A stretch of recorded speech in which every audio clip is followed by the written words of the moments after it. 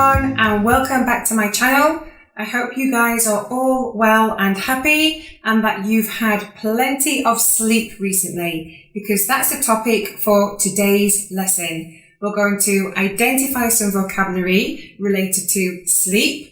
We're going to look at some phrasal verbs that native English speakers use all the time, and we're going to identify some idioms. So let's go. First of all, I'm going to give you a list of vocabulary related to the bedroom and sleeping. Okay, so the first one, obvious, bed. Mattress, that's the place where we sleep. Bedside table is a little table that we have at the side of the bed. A bedside lamp, often next to the bedside table, we have a little lamp.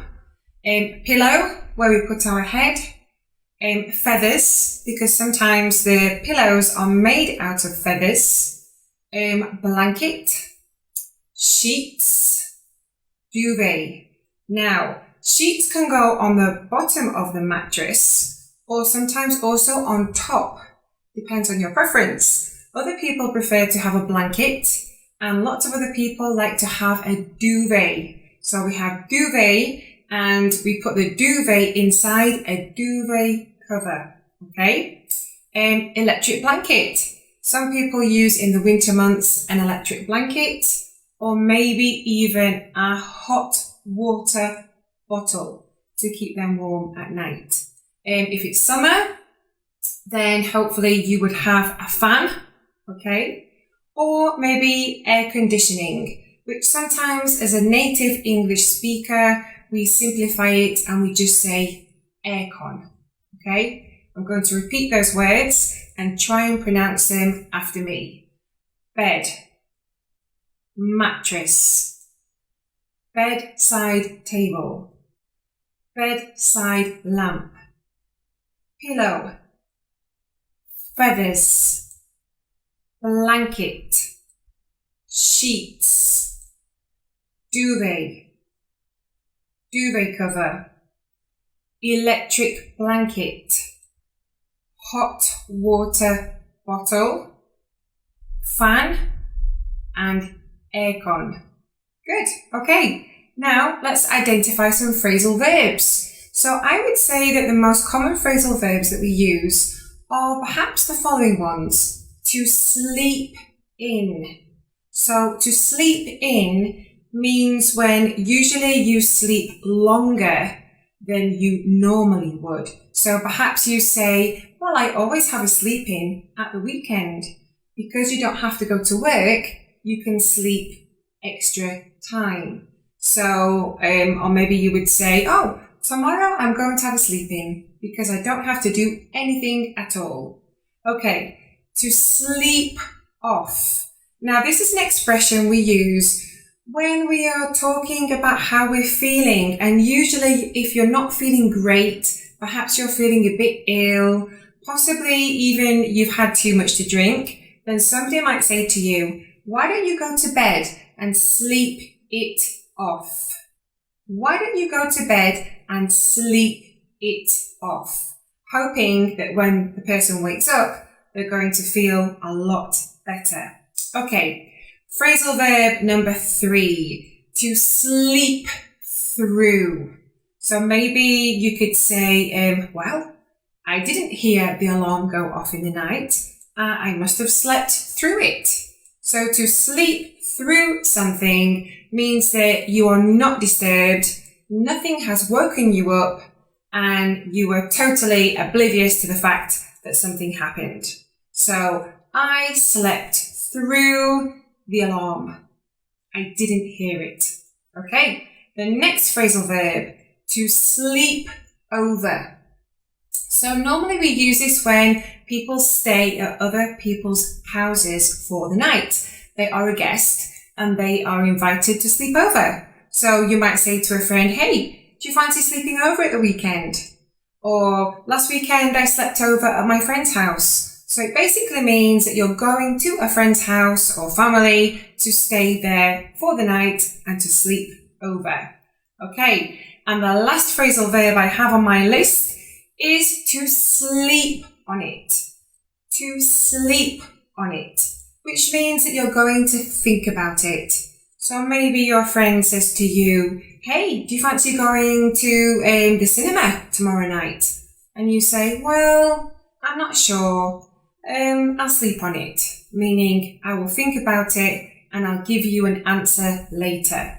However, having just said that, I realised that we often use it for more serious matters. So instead of thinking about going to the cinema, perhaps you're thinking about changing jobs and it's a really hard, difficult decision. So you say, I'm going to sleep on it, which means you're just going to kind of let it all process while you're sleeping. And then when you wake up the next day, hopefully it would have helped to make you make a decision. See, even I can't speak English sometimes. Okay, so the next thing we're going to look at are some idioms. So these are common expressions. Now, I would say about idioms, sometimes you can find some really kind of weird idioms that are quite out of date or old-fashioned, and idioms that we don't really use anymore.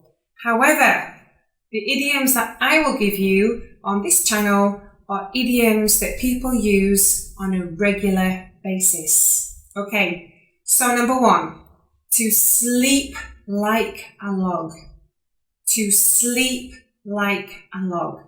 And this means that you slept really, really well. So maybe, I don't know, a friend or a partner, they might say to you, how did you sleep last night? And you say, wow, I slept like a log, meaning fantastic. Okay. Idiom number two, to be asleep on the job. To be asleep on the job. Now you would use this basically if someone has made quite an important mistake while they're supposed to be doing their job and they basically have not been paying attention. So it's like sleeping on the job. So it means you've done something, you haven't realised you've done it, so therefore it's like being asleep on the job.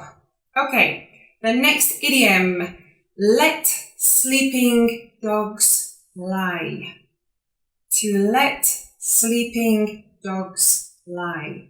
And this means basically just don't bother. Don't bother about it, because if you imagine sleeping dogs, well, they're quiet, they're calm, and they're not going to bother you. But if you wake them up, then they're going to become active and alert, and perhaps they're going to start annoying you. So to let sleeping dogs lie is to let it go. Just leave it for now. Maybe you've had a problem with a friend, and the advice that someone gives you is, look, just let sleeping dogs lie. Don't worry about it at the moment. Okay, a night owl. Are you a night owl? Which means that you come awake at night. So maybe it's your moment. It's when you feel your best. A night owl is someone who likes to stay up late, watching television or doing whatever, but they feel awake and alert at night. The last one I think I'm going to teach you is a cat nap. Now, you could be feeling pretty tired and you say, I'm just going to go for a cat nap. I'll see you later. And a cat nap means you're going to go for a very short, small sleep before you wake up and carry on with your daily activities. Okay, so I'm going to repeat those for you one last time. To sleep in. To sleep off. To sleep through. To sleep over. To sleep on it. Idioms. To sleep like a log. To be asleep on the job. Let sleeping dogs lie. A night owl and a cat nap. Okay, that's it for today. I hope you have found this vocabulary, phrasal verbs and idioms useful. Bye for now. See you.